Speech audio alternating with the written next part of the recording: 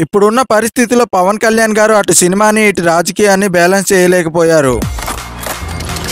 Hi friends, welcome to film popcorn. డిబిబి దానే గారి బ్యానర్ లో మోస్ట్ స్టైలిష్ డైరెక్టర్ గా గుర్తింపు తెచ్చుకున్న సుజిత్ గారి డైరెక్షన్ లో పవన్ కళ్యాణ్ గారు నటిస్తున్న ఓజీ సినిమాని సెప్టెంబర్ 27 రిలీజ్ అంటూ మూవీ మేకర్లు అనౌన్స్మెంట్ చేశారు. పవన్ కళ్యాణ్ గారు ఇంకో 2 నెలల్లో ఎలక్షన్ అని రాజకీయంలో బిజీగా ఉన్నారా, లేకపోతే ఎలక్షన్ ముందే చేతిలో ఉన్న 3 సినిమాలు చేసే పనిలో ఉన్నారా? అసలు పవన్ కళ్యాణ్ గారి దగ్గర నుంచి గ్రీన్ సిగ్నల్ రాకుండా దానే గారు రిలీజ్ డేట్ ని అనౌన్స్మెంట్ చేయరు కదా. పవన్ కళ్యాణ్ గారు ఎలక్షన్ ముందే ఒప్పుకున్న 3 సినిమాలు రిలీజ్ చేద్దాం అనుకున్నారు. కానీ షూటింగ్ కు డేట్స్ అడ్జస్ట్ కాని వల్ల సినిమాని అనుకున్న టైంలో పూర్తి చేయలేకపోయారు. భీమ్లా నాయక్ కు 35 రోజుల్లో షూటింగ్ ని చేశారు. ఇంకా వకీల్ సాబ్ కు 1 రోజుల్లో షూటింగ్ ని కంప్లీట్ చేసుకున్నారు. బ్రో సినిమాకు కేవలం 20 రోజులు మాత్రమే డేట్స్ ని ఇచ్చారు. భీమ్లా నాయక్, వకీల్ సాబ్, బ్రో సినిమాలు ఇవన్నీ రీమేక్ సినిమాలు అవడంతో తొందరగా షూటింగ్ ని చేసుకున్నారు. కానీ ఇప్పుడు పవన్ కళ్యాణ్ గారు చేసే సినిమాలు స్ట్రేట్ సినిమాలు. ఉస్తాద్ భగత్ సింగ్ కు 1 రోజులు డేట్స్ ఇస్తే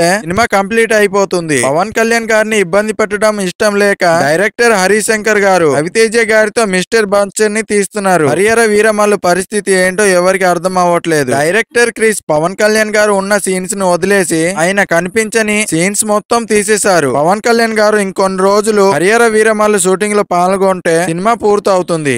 పవన్ కళ్యాణ్ ఫ్యాన్స్ మాత్రం ఈ 2 సినిమాల్లో ఏ సినిమా రిలీజ్ డేట్ అనౌన్స్మెంట్ వస్తుందని ఎక్స్పెక్ట్ చేశారు. కానీ ఎవరు కూడా అనుకోవడం ఉండడు డిబిబి గారి బ్యానర్ లో ఓజీ మూవీ రిలీజ్ అనౌన్స్మెంట్ వస్తుందని. పవన్ కళ్యాణ్ గారు ఎలక్షన్ అయిపోయిన తర్వాత కౌంటింగ్ కు ముందే ఓజీ మూవీ షూటింగ్ కోసం 30 రోజులు డేట్స్ ఇస్తారట. ఈ ఎలక్షన్ లో ఎవరు గెలుస్తారో అనుకుంటున్నారో ప్లీజ్ కామెంట్ చేయండి ఫ్రెండ్స్. ఇలాంటి మోర్ అప్డేట్ తెలుసుకోవాలంటే ప్లీజ్ సబ్స్క్రైబ్ చేసుకోండి. నా పేరు పవన్ పూరి, మీరు చూస్తున్న ఫిలిం పాప్కార్న్ తెలుగు.